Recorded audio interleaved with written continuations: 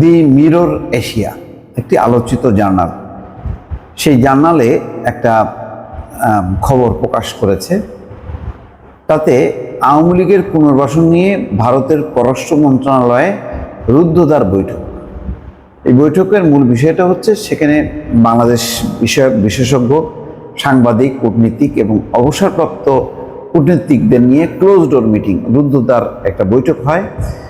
সেখানে বলা হচ্ছে যারা ভারতে চলে এসছে, যেই আওয়ামী লীগের নেতারা, বিভিন্ন পর্যায়ের নেতারা, তাদেরকে নিয়ে ভারত কি করবে, তাদেরকে কি রাজনৈতিক তৎপরতা চালাতে দেবে নাকি দেবে না, এই নিয়ে একটি আলোচনা হয়েছে। বৈঠক সূত্র বলছে সেখানে সাংবাদিক ও আমলাদের পাশাপাশি বেশ কয়েকজন অধ্যাপককেও তাদের মতামত দেওয়ার জন্য আমন্ত্রণ জানানো হয়। বৈঠকে ছিলেন observer research foundation, Vivekananda foundation ও institute of defence studies and অ্যানালাইসিসের প্রতিনিধিরা। ওই বৈঠকে এই মুহূর্তে বাংলাদেশে চলমান ভারতীয় প্রকল্পগুলোর স্মুথ ইমপ্লিমেন্টেশনের উপর ব্যাপক জোর দিতে বলা হয়। পাশাপাশি ভারতের সাথে শেখ হাসিনার সরকারের মধ্যকার এমওইউ পুনর্বিবেচনা করা হলেও সম্পাদিত চুক্তিগুলো থেকে বর্তমান সরকার যেন সরে না আসে তা নিশ্চিত করার তাগিদ দেওয়া হয়। তবে সবকিছু ছাপিয়ে ওই বৈঠকের মূল আলোচনা গড়ায় আওয়ামী লীগের পুনর্বাসন নিয়ে। বৈঠকে মিনিটস অব দ্য মিটিংয়ে দ্য মিরর এশিয়ার কাছে এসছে। বৈঠকে উপস্থিত একজন প্রতিনিধি জানান, তারা ধারণা করছেন 2 থেকে 3 বছরের মধ্যে নির্বাচন অনুষ্ঠিত হলে বিএনপির ক্ষমতায় আসার সম্ভাবনা প্রবল। কিন্তু বিএনপি ঠিকই 5 বছরের মধ্যে নানা অজনপ্রিয় কর্মকাণ্ডে জড়িয়ে পড়বে। বাংলাদেশের দ্বিদলীয় রাজনৈতিক বাস্তবতায় তখন জনগণের সমর্থনে আওয়ামী লীগ আবার ঘুরে দাঁড়াতে পারবে এবং আওয়ামী লীগের দিকে ঘুরে যাবে। এই আলোচনায় 2009 সালে শেখ হাসিনার ভূমিধস জয়ের উদাহরণ টানা হয়।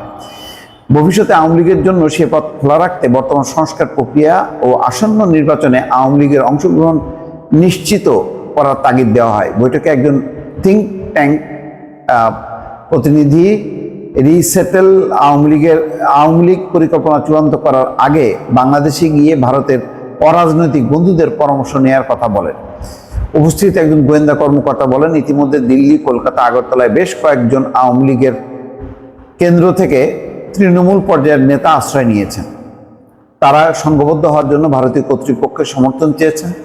ভারতে আওয়ামী লীগকে রাজনৈতিক কর্মকাণ্ড করতে দেওয়া হবে কিনা সে ব্যাপারে অল পার্টি পার্লামেন্টারিয়ান কমিটির অনুমতি লাগবে। তার উত্তরে একজন বিশেষজ্ঞ বলেন, 1971 সালে আওয়ামী লীগ ভারতে বসে দল চালিয়েছে। কলকাতা, আগরতলায় তারা দলীয় মিটিং করেছে। নেপালের কমিউনিস্ট পার্টি প্রতিষ্ঠিত হয়েছিল কলকাতায়। তিনি দাবি করেন, প্রতিবেশী দেশের রাজনৈতিক দলগুলোর সংকটকালে ভারতে দলীয় কর্মকাণ্ড করতে দেওয়ার ইতিহাস নতুন নয়। তিনি ভারতে আওয়ামী লীগ সংগঠিত হওয়ার অনুমতি দেওয়ার পক্ষে মত দেন।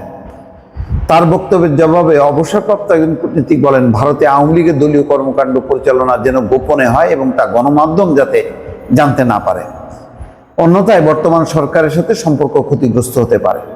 অবসরপ্রাপ্ত ওই বাঙালি কূটনীতিক বলেন, হাসিনাকে 2014 সাল থেকে আমরা যে টিকিয়ে রেখেছি এই অভিযোগ অস্বীকার করলেও আওয়ামী লীগের নেতাকর্মীরা তা বিতর্কে বলে বেরিয়েছেন। আওয়ামী লীগ নেতাদের সে ব্যাপারে ওরিয়েন্টেশন দেওয়া দরকার বলে যোগ করেন তিনি। যাই হোক, বোঝা যাচ্ছে যে তারা গোপনে তৎপরতা চালাবে, কিন্তু প্রকাশ্যে না। প্রকাশ্যে হলে বাংলাদেশের সাথে সম্পর্কের অবনতি ঘটবে। আর আওয়ামী লীগ রাজনৈতিক পরিস্থিতি হলো বিএনপি ক্ষমতা আসার পর 2 থেকে 3 বছরের মধ্যে তারা অজনপ্রিয় হবে।